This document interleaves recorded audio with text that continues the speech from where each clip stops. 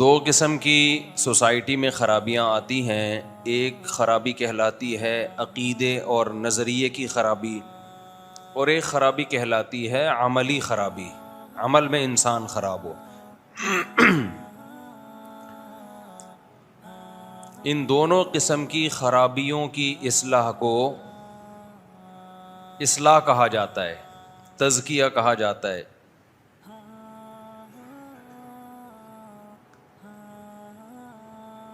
ہمیں دنیا میں زندہ رہنے کے لیے، دنیا میں چلنے پھرنے کے لیے بہت ساری غلط چیزوں کو ٹھیک کرنے کی ضرورت ہوتی ہے. باڈی کو صحیح رکھنے کی ہمیں ضرورت پڑتی ہے. اس کے لیے ہمیں حکیموں سے، ڈاکٹروں سے، ماہرین امراض سے ہدایات لینی پڑتی ہیں. خود سے آپ اپنی باڈی کو ٹھیک نہیں رکھ سکتے. الٹا سیدھا کھاتے رہو گے، غلط لائف اسٹائل ہوگا، بالآخر بیمار ہو جاتا ہے انسان. 20 قسم کی بیماریاں لاحق ہو جاتی ہیں. تو جب تک ڈاکٹروں سے یا کوئی ماہر حکیموں کی ہدایات آپ نہیں لوگے، اس زمانے میں آپ کے لیے اپنے آپ کو صحت مند رکھنا ممکن نہیں ہوگا. اور کمال کی بات یہ ہے کہ جیسے جیسے قیامت قریب آ رہی ہے، انسان مادی اعتبار سے بھی سیدھے راستے سے ہٹ رہا ہے اور روحانی اعتبار سے بھی سیدھے راستے سے ہٹ رہا ہے. دونوں قسم کی خرابیاں آ رہی ہیں. روحانی اعتبار سے سیدھے راستے سے ہٹنا تو سمجھ میں آتا ہے کہ پیغمبروں سے فاصلہ ہمارا بڑھ رہا ہے. بھائی جتنا نبی صلی اللہ علیہ وسلم سے ہم دور ہوتے چلے جائیں گے زمانے کے لحاظ سے، تو نبوت کی تعلیمات کے اثرات بھی کم ہوتے چلے جائیں گے. صحابہ نے نبی کو دیکھا، تابعین نے صحابہ کو، ان کا روحانی طور پہ گمراہ ہونے کا خطرہ کم تھا. ہم تو 1400 سال کے بعد پیدا ہوئے ہیں، ہمارا خطرہ زیادہ ہے، فاصلہ بہت ہو گیا نا. تو مذہبی لحاظ سے سوسائٹی میں خرابی کا آنا اتنا برا نہیں ہے. مادی اعتبار سے سوسائٹی میں خرابی کا آنا یہ سمجھ سے بالاتر ہے. اس کی میں ابھی وجہ بیان کروں گا. آپ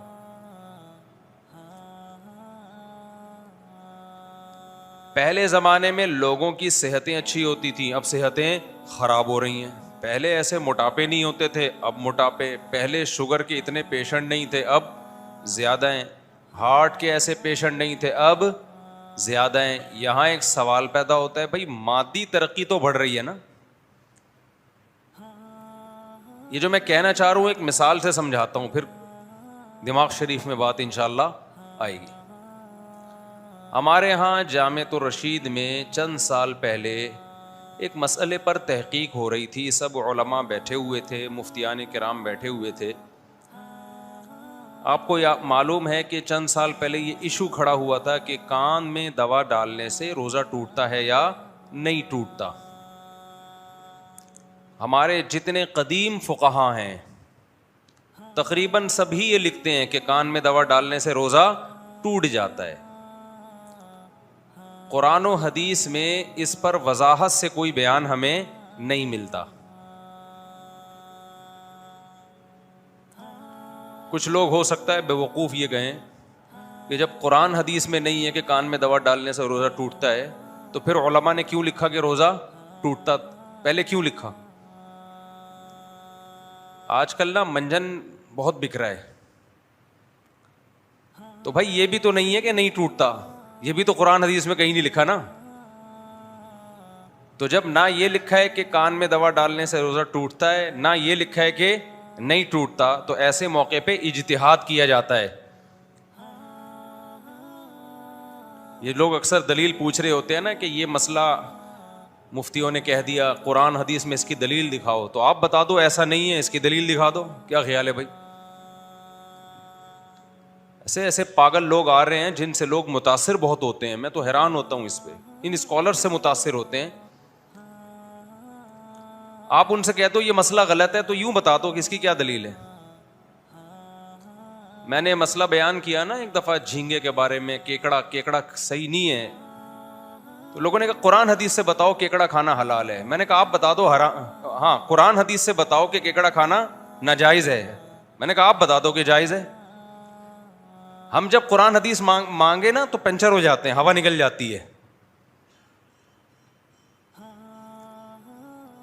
لوگ کہتے ہیں نا, میں نے ایک کلپ ریکارڈ کروایا تھا کہ کیکڑا کیا ہے فقہ حنفی میں جائز نہیں ہے. لوگ کہتے ہیں اسلام میں بتاؤ, فقہ حنفی نہیں بتاؤ. اسلام میں چونکہ اس کے حلال ہونے کی کوئی دلیل نہیں ہے, اس لیے ابو حنیفہ نے اس کو ناجائز کہا.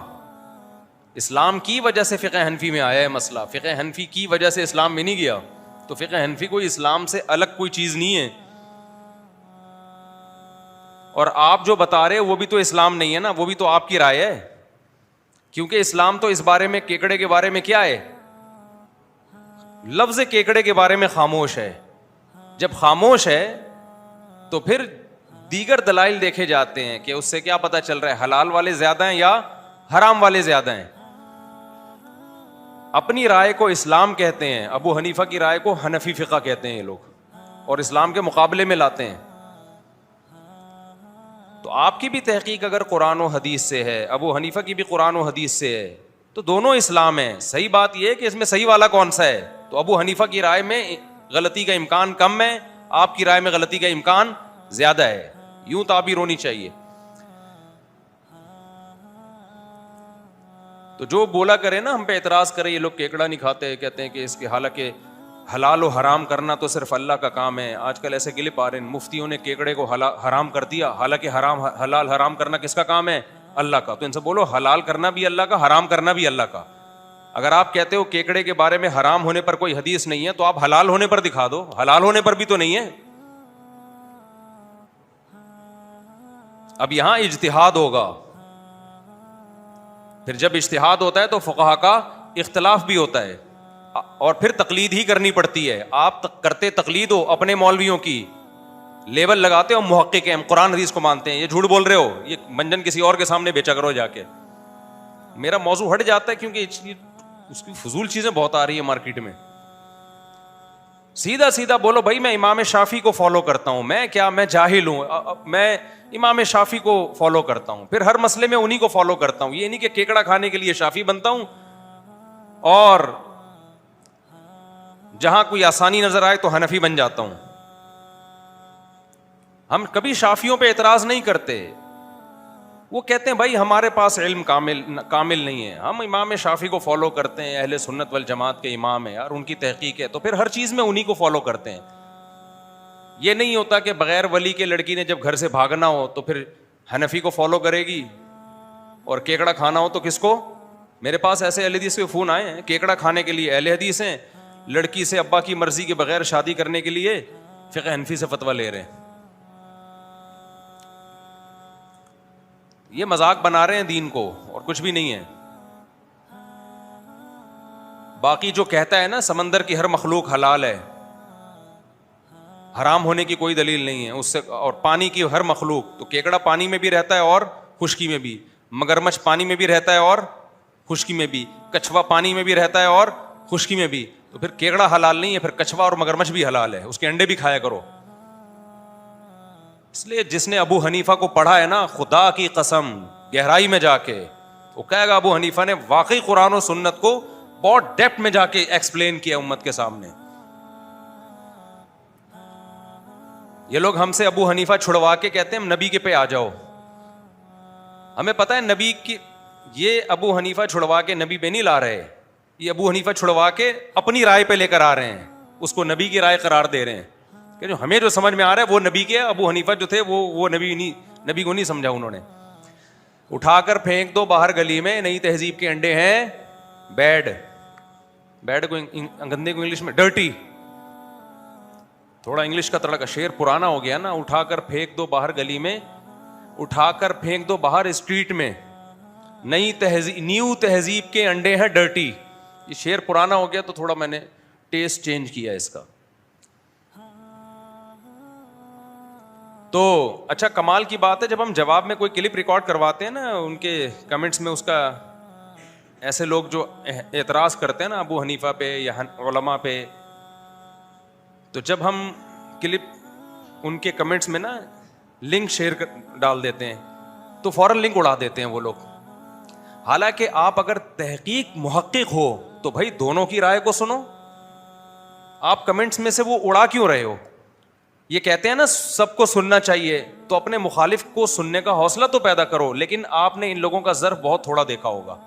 یہ کہتے ہیں, دعویٰ کرتے ہیں سب کو سنو, لیکن کمنٹس میں اس طرح کے تمام کمنٹس اور لنک ڈیلیٹ کر کے بتا رہے ہوتے ہیں کہ ہمارے علاوہ کسی کو بھی نہیں سنو. منجن کی بہت ساری قسمیں میرے بھائی. جیسے منجن قرآن و سنت کے نام پہ بیچا جاتا ہے نا, ایسے ہی منجن یہ کہہ کے بھی بیچا جاتا ہے کہ دوسرا منجن بیچ رہا ہے.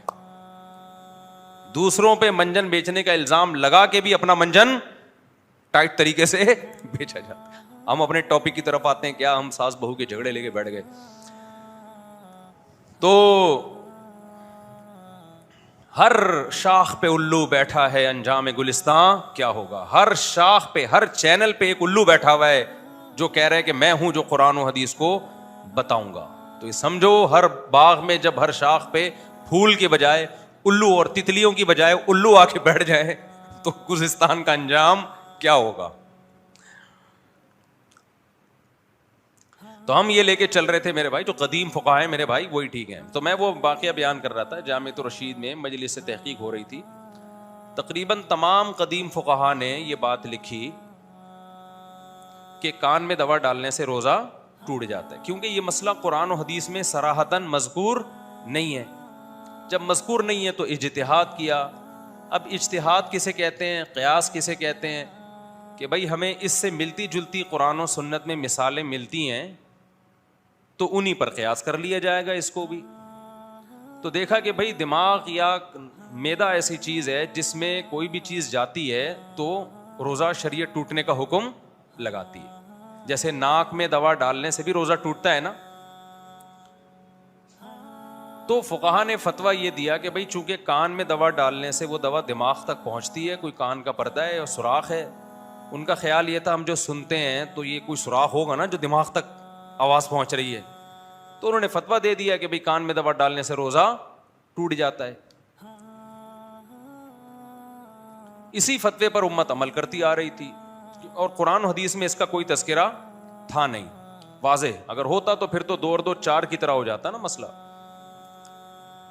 آج جب میڈیکل سائنس نے بہت زیادہ ترقی کی تو ڈاکٹروں نے بتایا کہ بھئی کان میں دماغ تک پہنچنے کا کوئی راستہ نہیں ہے, کوئی سرے سے پائپ, کوئی جھلی بھی نہیں ہے جہاں سے کوئی پانی یا دوا سرایت کر کے کہاں تک پہنچ جائے, دماغ تک.